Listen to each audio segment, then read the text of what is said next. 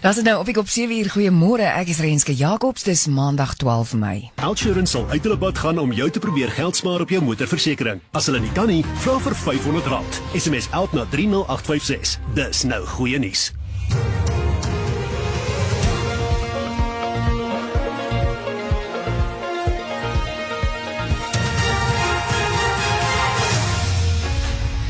En in die 7 uur nuus, 'n groep Suid-Afrikaanse vlugtelinge onderweg na die VSA. 'n Nigeriese kerkleier vandag terug in die hof en Hamas beplan om 'n Amerikaans-Israeliese gijslaer vry te laat. Goeiemôre.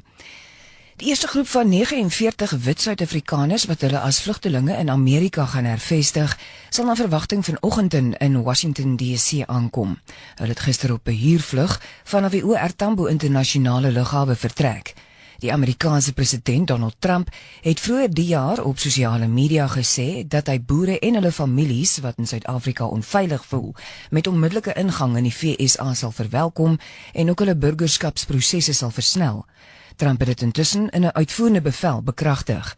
Volgens 'n woordvoerder van die departement van vervoer, Colin Msibi, was een van die vereistes vir die permit om Amerika toe te gaan dat kandidaate aan 'n deeglike klaringsproses onderwerp word. Die media is nie toegelaat om met die groep te praat nie. Volgens Msibi sal vanaf Washington DC op 'n aansluitingsvlug na Texas vertrek. Die Nigeriese kerkleier Timothy Motosho sal vandag aan die hof in Oos-London in die Oos-Kaap verskyn. Hy is die naweek deur amptenare van die departement van binnelandse sake in hegtenis geneem. Volgens die departement sal Motosho nou teregstaan op aanklagte wat verband hou met die oortreding van immigrasiewetgewing. Die departement het sy aansoek om 'n beslissing dat hy onwettige immigrant is om te keer van die hand gewys. Hy is verlede maand vrygespreek op aanklagte van verkrachting en rampokkery. Die minister van Toerisme, Patricia de Lille, sê die G20 toerisme werkgroep se sleutelprioriteite is in ooreenstemming met die ontwikkelingsdoelwitte van die Afrika Unie.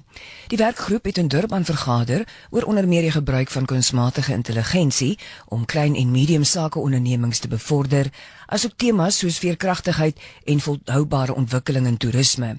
Volgens de Lille sal afgevaardigdes van die werkgroep deur die week die Afrika Toerisme Indaba kan besoek wat môre in Durban begin.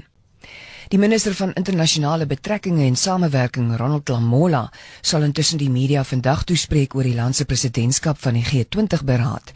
Luidens die departement sal Lamola vanoggend terugvoering gee oor die voorbereidings vir die beraad wat in November in Johannesburg plaasvind.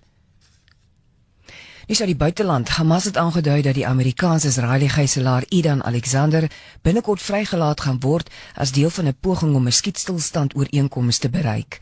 Alexander is vermoedelik die laaste van die Amerikaners wat sedert die Hamas-aanval in Oktober 2023 in Gaza aangehou word, wat nog leef.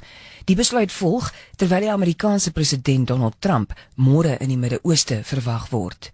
Volgens Hamas hoop hulle ook dat die vrylating van Alexander daartoe kan lei dat die lewering van hulpvoorrade in Gaza hervat kan word. Die Israeliese eerste minister Benjamin Netanyahu het vanoggend beklemtoon dat Israel hom nie verbind het tot 'n skietstaking of die vrylating van Palestynse gevangenes nie. Die president van Oekraïne, Volodymyr Zelensky, sê hy is bereid om donderdag met sy Russiese amptsgenoot Vladimir Putin in Turkye te vergader. Zelensky het op sy sosiale media platforms benadruk dat Oekraïne verwag dat 'n onvoorwaardelike skietstaking vandag begin as grondslag vir die samesprekings. Zelensky het die afgelope naweek die steun van die grootste Europese magte en Amerika ontvang vir 'n skietstaking tussen die twee lande. Putin het in reaksie daarop voorgestel dat samesprekings om vrede met Oekraïne te bewerkstellig donderdag in Turkye moet begin. Ten slotte weer die hoofnuus. Die eerste groep van 49 wit Suid-Afrikaners wat hulle as vlugtelinge in Amerika gaan hervestig, sal na verwagting vanoggend in Washington DC aankom.